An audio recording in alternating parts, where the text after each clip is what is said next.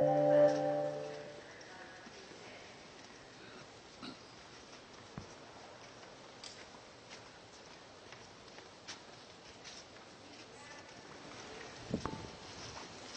our desert here at Biosphere 2. I think you can hear me as you're walking down, but I'm just going to start.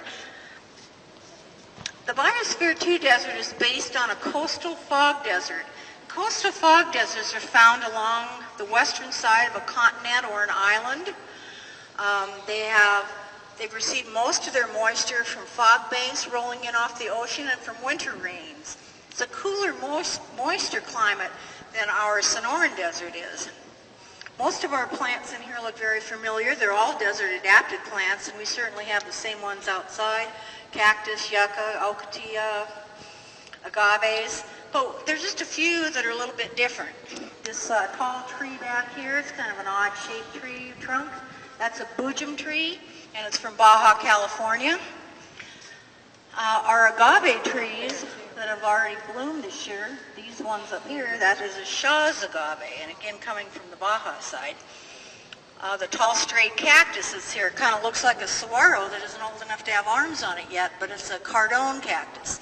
So when they planted vegetation in this desert, they planted species that were more adapted to that cooler, moister climate. We can see our windows very well from this room. We have about 6,500 panes of glass, and each one is 3 sheets. It has 2 sheets of glass with a sheet of plastic in the middle, and that prevented all UV light from coming in. That protected the biospherians against sunburn.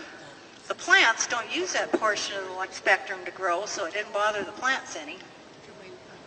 The experiment that we had going on here has just been completed, but it was our Dr. Dragos from the University of Arizona, and he was studying biological weathering of rocks, or how rocks are broken down into soil.